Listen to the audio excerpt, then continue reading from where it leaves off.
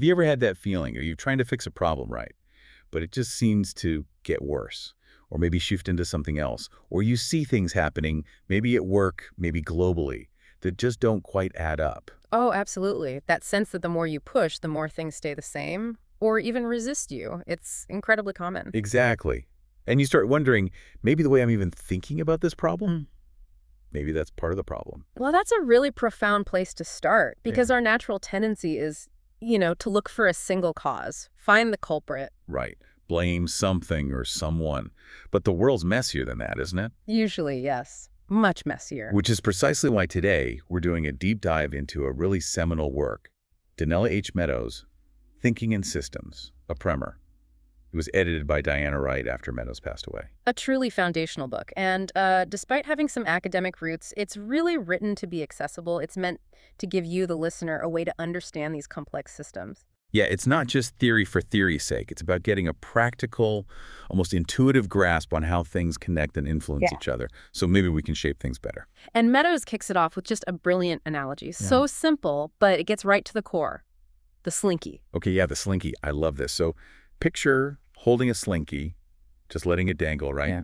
Then you pull your hand away from the bottom. What happens? It bounces, right? Does that classic slinky yo-yo thing? Uh-huh. Now do the same thing, but with the box the slinky came in. Pull your hand away. Nothing. It just hangs there, maybe swings a little, but no bounce. The insight here, Meadows says, is that the slinky's behavior, that bounce, is inherent in its structure. It's latent within the slinky itself. Exactly. The coil, the material, the way it's put together, that structure causes the bounce. Yeah. Your hand moving away just triggered it. It revealed the behavior. So the system, the slinky, largely causes its own behavior. An outside event might kick things off, but how it responds, that's down to the system itself. And that changes everything, doesn't it, if you start looking at the world that way? It really does. Think about the implications Meadows draws right away. Like, politicians don't solely cause recessions. Recessions are often a behavior inherent in the structure of our market economy. Right. Or a company losing market share. Yes, competitors matter, but maybe the company's own internal structure, its policies, its delays, maybe those are the bigger drivers. Or getting the flu. The virus is the trigger, sure, but your own body's state, your system, sets the conditions for how sick you get. Even something like drug addiction, it's not just an individual failing. There are huge systemic factors, societal pressures, feedback loops involved. It cuts against the grain, We naturally want to break things down, find that one simple cause, point the finger outwards. But this deep dive, it's an invitation, really, to stop asking who's to blame and start asking. What's the system? Exactly. What's the system? Okay, so if that's our guiding question, Right. let's define it. What is a system, fundamentally? Meadows gives a pretty clear definition. A system is a set of things, people, cells, molecules, or whatever, interconnected in such a way that they produce their own pattern of behavior over time. Interconnected is key there. Right. And they produce their own pattern. Right. And importantly, systems are more than the sum of their parts. They adapt, they're dynamic, they often try to preserve themselves. Sometimes they even evolve. That more than the sum part really helps distinguish it. Like her example of sand on a road, that's not really a system, is it? No, not in this sense. You can add sand, take sand away. It's still just a pile of sand. But think about a football team. Yeah, take away a few key players or add random people. You don't have the same system anymore. Its function, its identity, it breaks down quickly. Same with your digestive system. Remove a part and the whole thing is deeply affected. So that integrity comes from how it's put together. Meadows talks about 3 key components, right? Yes. First, the elements. These are the tangible parts usually. The players on the team, the students and professors in the university, the water molecules in the slinky. Well, maybe the coils in the slinky. Okay, and changing just the elements. Yeah. Often that has the least effect. Often, yes. As long as the other 2 components stay the same, students graduate, new ones come in, but the university structure remains. Your body replaces cells constantly, but it's still you. The elements change, but the system persists. Makes sense. What's the second component? The interconnections. This is crucial. These are the relationships between the elements, the rules of the game, the flows of information, the signals. So in a university, they'd be like, Admission standards, degree requirements, how grading works, budgets. Exactly. And Meadows points out many of the interconnections and systems operate through the flow of information. Think about that.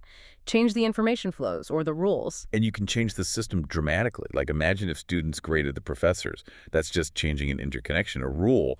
But wow, the whole system would shift. Absolutely. It highlights how powerful those connections are compared to just swapping out individual elements. Okay, elements, interconnections. What's the third? The purpose or function. This one's often the least obvious because it's not always what's written down or stated publicly. Right. It's what the system actually does. Yes. You have to deduce it from the system's behavior. Her example is powerful.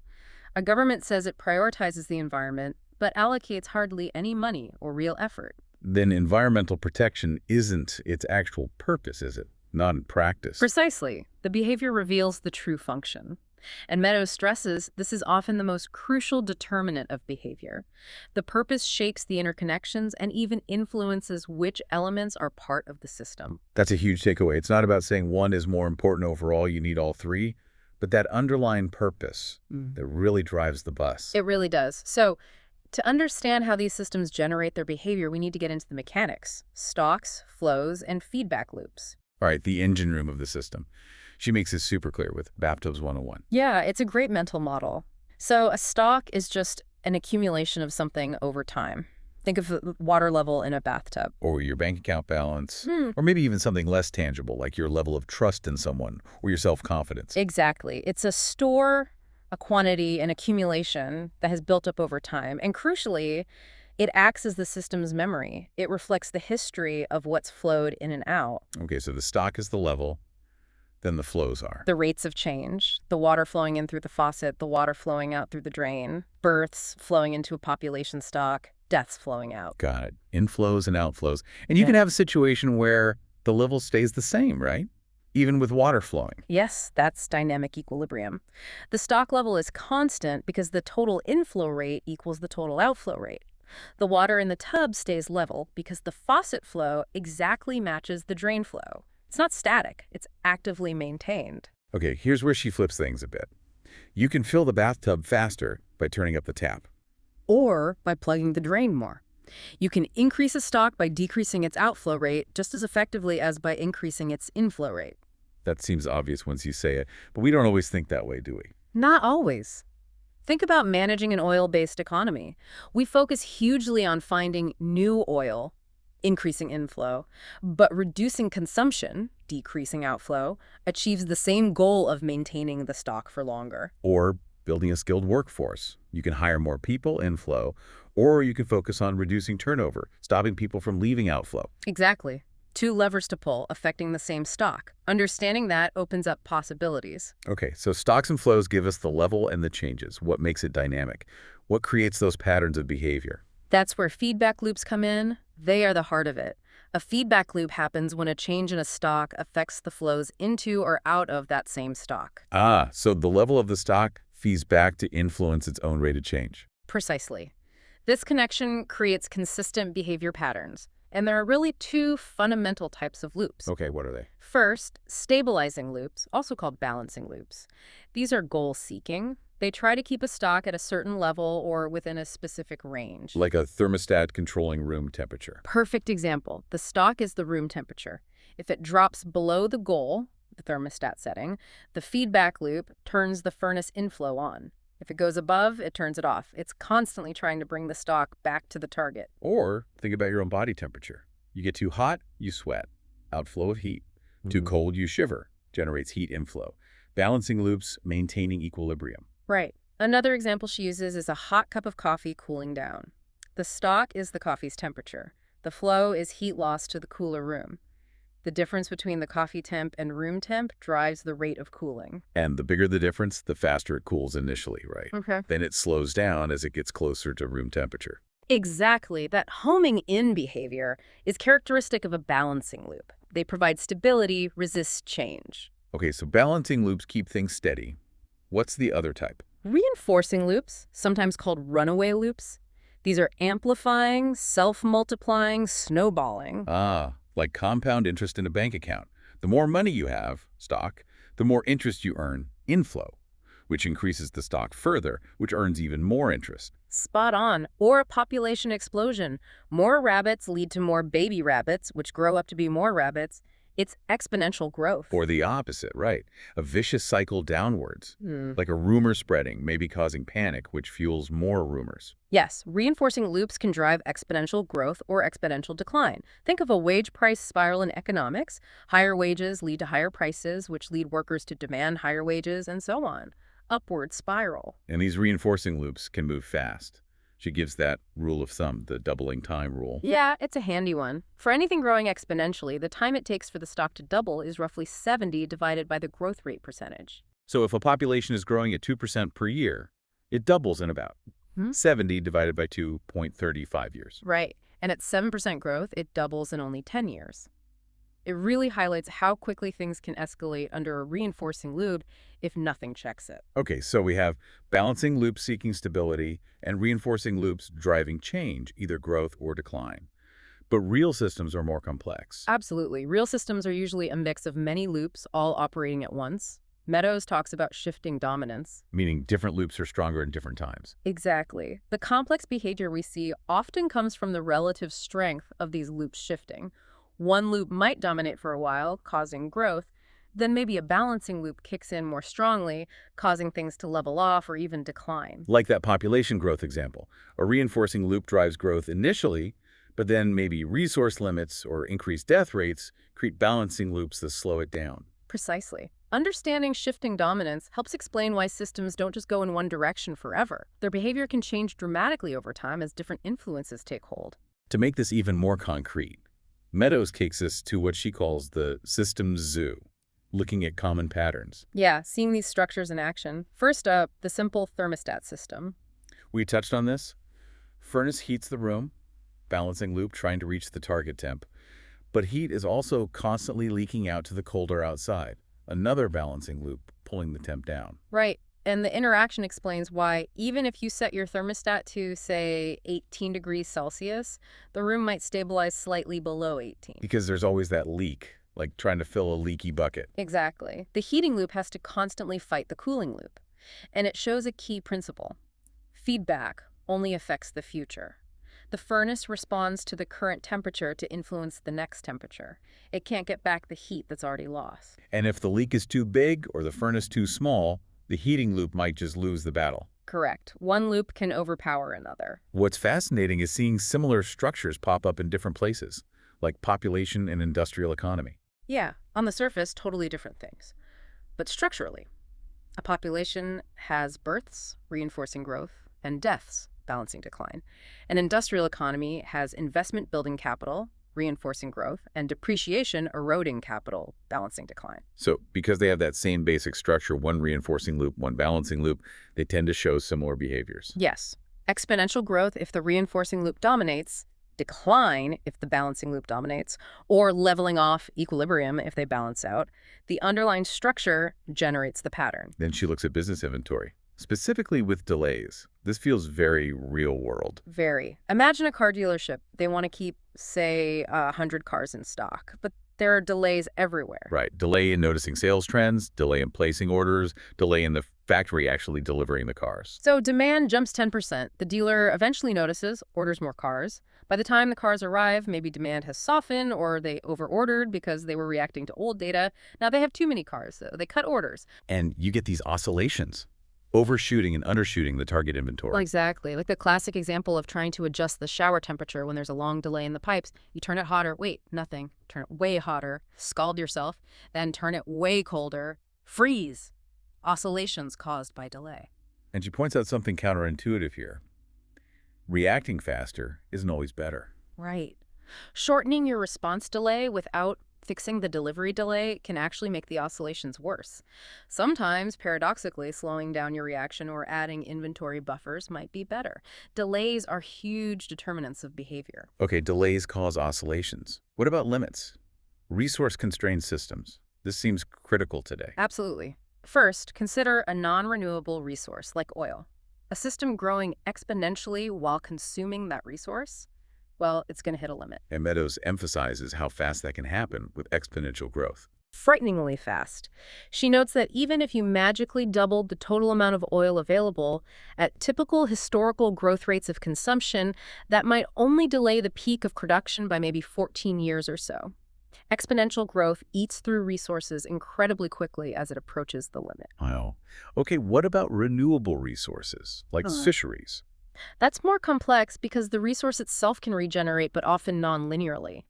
Fish populations, for example. Too few fish, and they struggle to find mates and reproduce efficiently. Too many, and they're limited by food or disease. There's often a sweet spot for maximum regeneration. So the system extracting the fishing industry interacts with this nonlinear regeneration. Right, and this can lead to all sorts of behaviors. You might find a stable, sustainable equilibrium where the harvest matches regeneration, or you could get oscillations if the fishing effort reacts too slowly or strongly to fish stock changes. Or collapse. Or collapse. Especially if technology makes fishing incredibly efficient. You can harvest faster than the fish can possibly reproduce, effectively turning that renewable resource into a non-renewable one from the system's perspective. The feedback loop breaks down. Okay, so we've seen how systems are built, how they behave, how delays and limits affect them, why do they generally work so well, and how do we sometimes mess them up? She talks about key properties, Yes, three really important ones that explain their robustness. First is resilience. like bouncing back from shocks. Exactly. The ability to bounce or spring back into shape. The ability to recover strength. Where does it come from? From having a rich structure of many different feedback loops, operating at different speeds and scales, often with redundancy. So if one part fails, another can compensate, like how your body has multiple ways to regulate things. Precisely. But here's the catch Meadows highlights. People often sacrifice resilience for stability or for productivity. How so? Give me an example. Well, think about maximizing short-term milk production with bovine growth hormone. It increases productivity, maybe makes output more stable day to day, but it can make the cows less healthy overall, less resilient to disease or stress. Or just-in-time supply chains. Hmm. Super efficient, low inventory costs, Hmm. productivity, but very vulnerable to disruptions, right? Yeah, One hiccup and the whole thing can grind to a halt, less resilient. exactly. We trade away that shock absorption capacity for short-term optimization. Okay, resilience is one key property. What's another? Self-organization. Meadows calls this the most marvelous characteristic. It's the system's ability to make its own structure more complex, to learn, diversify, evolve. Like life itself evolving, or a company developing new divisions or products. Yes. And what's amazing is that really complex self-organization can arise from relatively simple rules. Think of the intricate patterns of a snowflake forming from basic water molecule interactions, or the complexity of life emerging from the basic chemistry of DNA. But we often stifle this too, for control. We do. This incredible capacity for learning and adaptation is often sacrificed for purposes of short-term productivity and stability. Think about highly standardized procedures or top-down control that doesn't allow for experimentation or local adaptation. We might get predictable output, but we lose that creative evolutionary potential. Okay, resilience, self-organization. What's the third? Hierarchy. Complex systems naturally tend to organize themselves into levels, subsystems within larger systems. Like cells making tissues, tissues making organs, organs making an organism, or individuals in teams, teams in departments, departments in a company. Exactly. She uses the wonderful watchmaker fable of Hora and Tempest. Tempest tries to build a complex watch piece by piece, but gets interrupted and has to start over constantly. Hora builds stable subassemblies first, then puts those together. So Hora is much faster and more resilient to interruption because he has these stable intermediate structures. Precisely. Hierarchy makes building complex systems vastly more efficient and robust. If one small part fails, you might just need to replace a subassembly, not rebuild the whole thing from scratch. And what's the purpose of the higher levels in a healthy hierarchy? This is key. The purpose of the upper layers of the hierarchy is to serve the purposes of the lower layers. To coordinate, to provide resources, to ensure the subsystems can do their jobs effectively. And when that gets flipped, when the top serves itself. That's often when hierarchical systems become dysfunctional and fail to achieve their overall goals. Okay, so systems have these amazing properties: resilience, self-organization, hierarchy. Why then do they surprise us so often? What are our blind spots? Meadows points out several common mental traps. First, we get stuck focusing on events. Like the daily news, stock price movements, A specific political announcement. Exactly. Much analysis in the world goes no deeper than events. But events are just the surface ripples. Below that is the behavior over time, the trends, the patterns, and below that is the system structure, the stocks, flows, loops that generates the behavior. So if we only look at events, we're always reacting, never seeing the underlying cause. Pretty much. System structure is the source of system behavior. System behavior reveals itself as a series of events over time. You need to look deeper than just the headlines. Another big one. We have linear minds in a nonlinear world. Oh, yeah. We love simple cause and effect. More input equals more output. The more, the merrier. But the world isn't always like that, is it? Rarely. It's full of nonlinearities. Add a little fertilizer, crop yield goes up. Add a lot more, yield might actually go down as you damage the soil or poison the plants. Or traffic. Adding a few more cars might be fine, but cross a certain threshold, and suddenly you get gridlock. A small cause produces a huge effect. Exactly. These nonlinearities are everywhere, and they are often the chief cause of the shifting dominance of feedback loops. They create thresholds, tipping points, sudden changes that linear thinking just doesn't anticipate. Okay, what else trips us up? The idea that boundaries are real, Meadows says flatly. There are no separate systems. The world is a continuum. But we have to draw boundaries to analyze anything. We do, but we need to remember we drew them. And where we draw them depends on our purpose. The problem is drawing them too narrowly. Like the landfill example.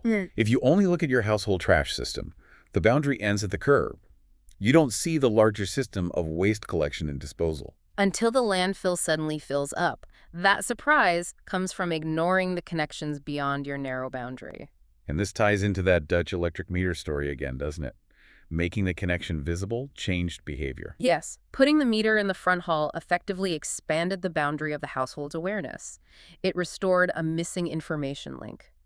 Adding or restoring information can be a powerful intervention. Then there's the issue of limits. We sometimes act as if they don't exist or can always be overcome. Right. But Meadows is clear.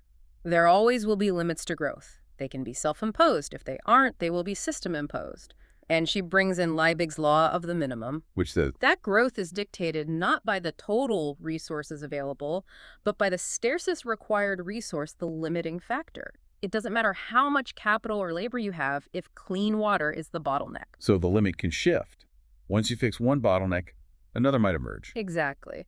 The system's behavior is governed by whatever is most constrained at that particular time. We also keep bumping into delays. They are everywhere, and as we saw with the inventory example, they are critical determinants of system behavior and a major cause of oscillations. And since we often can't easily change the physical delays in a system, the leverage might be in changing our response to them, maybe slowing down, building buffers, anticipating the lags rather than constantly overreacting to old information. Okay, one last big one, bounded rationality. This challenges the idea of humans as perfect decision makers. Yeah, the classic economic model of the rational man who perfectly optimizes everything. Meadows says that's not how we really operate. We're more like blundering satisficers. Satisficers, meaning? Meaning we make decisions based on the limited information we have, looking for an outcome that's good enough, not necessarily the absolute theoretical optimum, and we usually focus on our local part of the system. So what I decide, based on my limited view, might not be good for the whole system. Exactly. The bounded rationality of each actor in a system may not lead to decisions that further the welfare of the system as a whole. This is huge. And it implies that just swapping people in and out won't fix a broken system. Right. Putting new actors into the same system will not improve the system's performance. If the information, the incentives, the goals, the pressures remain the same, the new actors will likely behave similarly to the old ones. The leverage isn't changing the people, it's changing the system around them. Yes. Redesign the system to improve the information, change the incentives, clarify the goals, adjust the constraints that influence those boundedly rational actors. Wow, okay. So understanding these pitfalls helps us avoid them. Now let's talk about common problematic patterns, the system traps or archetypes. These are recurring structures that almost inevitably lead to trouble. And Meadows stresses trying to fix them with simple solutions like blaming people or pushing the same levers harder. That just doesn't work. Because the problem is baked into the structure itself. Exactly. Recognizing the archetype is the first step to finding a real solution. Let's look at a few. Policy resistance or fixes that fail. What's that structure? This happens when different parts of the system have conflicting goals and are pulling in different directions. Everyone tries to adjust the system state towards their own goal, but their actions counteract each other. So you end up in a stalemate. Everyone's working hard, but the system doesn't really move or get stuck somewhere nobody actually wants. Precisely. Everyone has to put great effort into keeping the system where no one wants it to be. Think about long-standing political gridlock on certain issues. She uses that stark example of Romania's abortion ban. Hmm. The government pushed hard for higher birth rates, one goal, but individuals sought ways around it, conflicting goal, leading to dangerous consequences, and the birth rate eventually falling back anyway. A tragic illustration of policy resistance. The system fought back against the simplistic intervention. So how do you get out of this trap? Meadows says the way out is often to let go of the insistence on one narrow goal, bring the different actors together, look for shared, larger goals that everyone can work towards. Like her example of Sweden focusing broadly on child welfare instead of just the birth rate. Find common ground, redesign the goals. Okay, another famous one, the tragedy of the commons. Ah, yes. This trap happens when you have a shared resource like grazing land, clean air, fish stocks that everyone can use. And each user gets the full benefit of their use, but the cost of overuse or degradation is shared by everyone. Exactly. The immediate benefit to me of grazing one more cow is high. My share of the eventual damage to the pasture from everyone grazing one more cow is small and delayed. So the feedback loop from the state of the resource back to the user is missing, or too weak, or too slow. That's the core structural flaw. It creates a reinforcing loop driving overuse. Everyone, acting rationally in their own short-term interest, ends up destroying the resource upon which they all depend. So the way out, how do you fix that missing feedback? Several ways. Education can help, making people aware of the collective consequences. Privatizing the common resource sometimes works, making one owner responsible, or more often it requires mutual coercion, mutually agreed upon. Meaning rules and regulations. Yes. Things like fishing quotas, pollution taxes, parking meters, traffic lights. They impose a cost or constraint that restores the missing feedback link between individual action and collective consequence. Makes sense. Okay, next trap. Drift to low performance, sometimes called eroding goals or the boiled frog syndrome. This is insidious. It happens when the standards or goals for a system's performance are influenced by its past performance, especially the worst past performance. So if performance dips slightly, the perception of what's acceptable also dips. Oh. Then performance dips a bit more, and the standard erodes further. Exactly. A slow downward spiral. Think about gradually accepting lower quality products, poorer service, or environmental degradation because it's not that much worse than last year. The baseline keeps shifting down. The frog in the slowly heating water. How do you escape this? Meadows is firm. Keep performance standards absolute. Don't let them be dragged down by past failures. Even better, she suggests, let standards be pulled up by the best actual performances achieved. Keep your eye on what's possible, not just what's recently happened. Maintain high aspirations. Okay, what about escalation? This is basically an arms race dynamic. It's driven by a reinforcing loop where one actor's state influences the other to increase their state, which then feeds back to the first actor, and round it goes. Like two nations building up weapons in response to each other. Or companies caught in a price war, constantly cutting prices to undercut the competitor. Exactly. Each side is reacting to the other's actions, trying to stay ahead or catch up. The reinforcing loop drives both sides to levels neither might actually want, often at great cost. How do you break that cycle? Two main ways. One is to unilaterally stop competing, just refuse to play the escalation game. Or, the more common approach is to negotiate a new system with balancing loops to control the escalation, like arms control treaties or price agreements. You need to interrupt that reinforcing structure. Okay, another big one. Shifting the burden to the intervener or addiction. This happens when you face a problem in a system, and instead of addressing the root cause, you bring in an outside intervention that just relieves the symptoms. Like taking a pill for stress instead of addressing the source of the stress. That's one example. Or, say, constantly bailing out a failing company without fixing its underlying business model. Or using pesticides, the intervention, to deal with pests that are thriving because of poor soil health, the root cause. And the trap is that the intervention often weakens the system's own ability to solve the problem. Precisely. The intervention undermines the original capacity of the system to maintain itself. The system becomes dependent on the intervener, the quick fix. The muscles atrophy. Like relying on welfare programs might, in some cases, reduce incentives for people to find work, making them more dependent over time. That's a classic controversial example of this archetype. The key is that the short-term solution prevents or weakens the development of a long-term internal solution. The way out. Meadows says, beware of symptom-relieving policies. Focus on the root cause. And if you do intervene, make sure the goal is to restore or enhance the system's own ability to solve its problems, then remove yourself. Build capacity, don't create dependency. Exactly. Empower the system itself. Okay, final trap we'll cover, seeking the wrong goal. This seems almost too simple, but it's incredibly common and powerful. If the goals are defined inaccurately or incompletely, the system may obediently work to produce a result that is not really intended or wanted. Like optimizing for the wrong metric. Confusing effort with results. Yes. Her prime example is GNP gross national product. If maximizing GNP is the national goal, the system will churn out goods and services, even if it means pollution, resource depletion, inequality, or decreased well-being, because those things aren't captured well or at all in GNP. As Robert Kennedy famously said, GNP measures everything except that which makes life worthwhile. A perfect summation. The system delivers exactly what you asked for based on the goal you set, even if it's not what you really value. The way out. It has to be. Specify indicators and goals that reflect the real welfare of the system. Define success properly. Measure what truly matters. Easier said than done, but absolutely crucial. So understanding these traps helps us see structure. Now the big question, where can we intervene most effectively? Where's the leverage? Meadows presents a list of leverage points, places to intervene ranked roughly from least to most effective, and she warns they're often counterintuitive. We tend to focus on the low leverage points. And the higher the leverage point, the more the system resists changing it. Generally, yes, because higher leverage points often involve changing fundamental structures, rules, goals, or even mindsets. Okay, let's skip the lower ones, like tweaking numbers, taxes, subsidies, or buffer sizes, and jump to some of the higher leverage points she identifies. What about information flows? This is a big one. As we saw with the Dutch meters and the toxic release inventory, adding or restoring information can be a powerful intervention, usually much easier and cheaper than rebuilding physical infrastructure.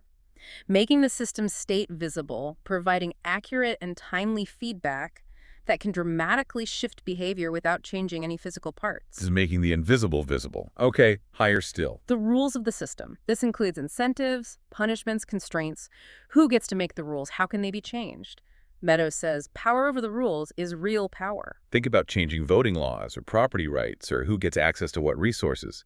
Changing the rules fundamentally changes the game. Absolutely. Remember her provocation. Suppose the students graded the teachers. That rule change alters everything. Even higher leverage. The goals of the system. We just talked about this with seeking the wrong goal. The explicit or implicit purpose that the system is organized around is incredibly powerful. Because everything else, the rules, the information flows, the structures, tends to align itself to serve that goal. Exactly. If the goal is to bring more and more of the world under the control of one particular central planning system, then everything further down the list will be twisted to conform to that goal. Change the overarching goal, and you can redirect the entire system. Like a new leader articulating a compelling new vision or purpose. Yes, that can swing hundreds or thousands or millions of perfectly intelligent, rational people off in a new direction.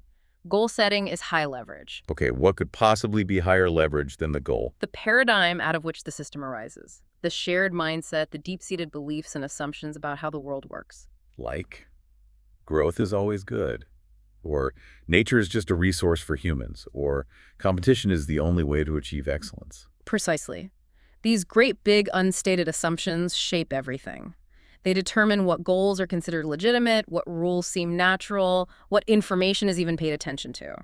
Changing paradigms totally transforms systems. And changing a paradigm. That's not a physical change, is it? It's a shift in perspective. It can happen in an instant. A click in the mind, falling of scales from the eyes, a new way of seeing. Suddenly, the old goals and rules look absurd and new possibilities open up. So is that the ultimate leverage point? Changing paradigms? Almost. There's one level higher, according to Meadows. Transcending paradigms. What does that mean? It means realizing that no paradigm is the ultimate truth.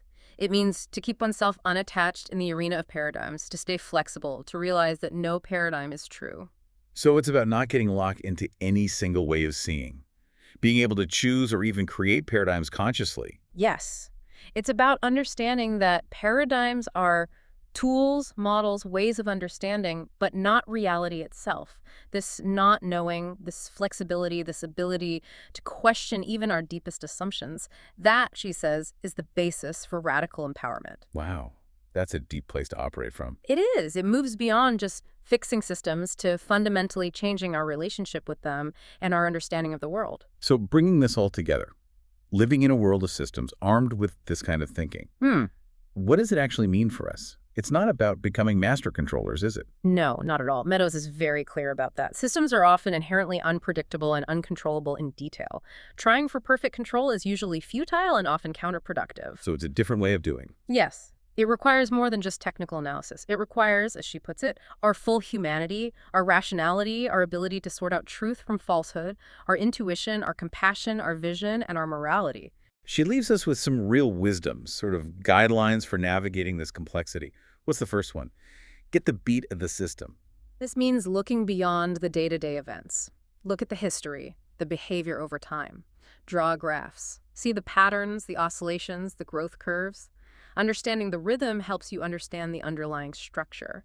Don't just react to the latest data point. See the trend. Makes sense. Listen to the system's story over time. What's next? Expose your mental models to the light of day. Be honest about your assumptions. We all have mental models of how we think things work. Put them out there, articulate them, maybe even draw them, then compare them to reality.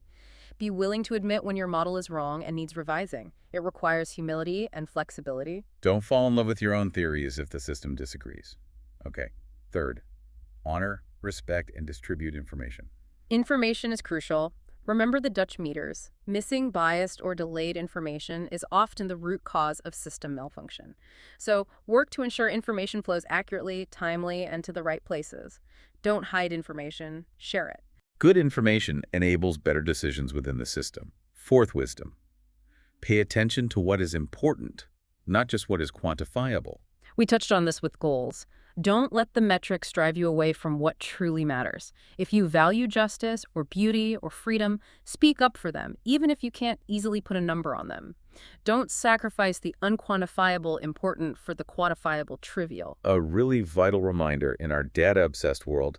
Fifth, make feedback policies for feedback systems. Design policies that can learn and adapt. The world changes, systems change. A rigid, fixed policy is unlikely to work well for long. Build in mechanisms for monitoring results, reviewing the policy, and adjusting it based on how the system is actually responding. Like the Montreal Protocol adapting to new science about the ozone layer. Okay, what else? Go for the good of the whole. Resist the temptation to optimize just one part of the system at the expense of the overall health. Don't optimize something that never should be done at all.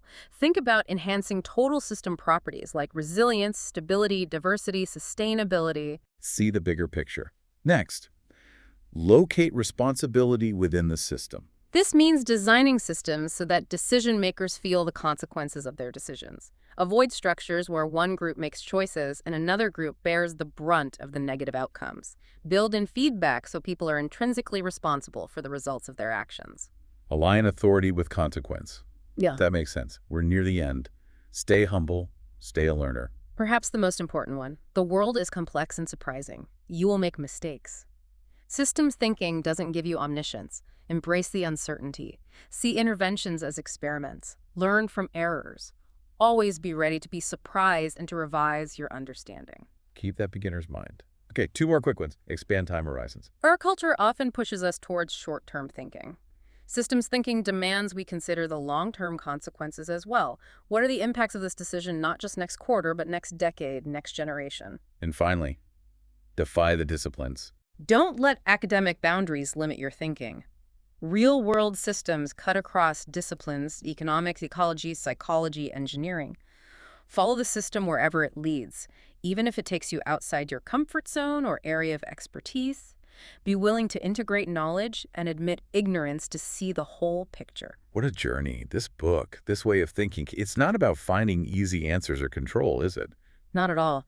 It's about engaging with the complexity of the world more wisely, more effectively, and perhaps more compassionately, seeing the connections, understanding the dynamics. It helps you step back from just reacting, see the patterns, and maybe find those higher leverage points for positive change. It really empowers you to think differently about the challenges we all face. So, as you go about your day, maybe pause and think about this. What's the slinky in your own life? Or in a system you're part of at work, in your community, maybe even your family? What behavior have you been blaming on outside events or other people that might actually be inherent in the structure of the system itself? Where are those stalks, those flows, those feedback loops really shaping what's happening? Start looking. You might be surprised at what you see.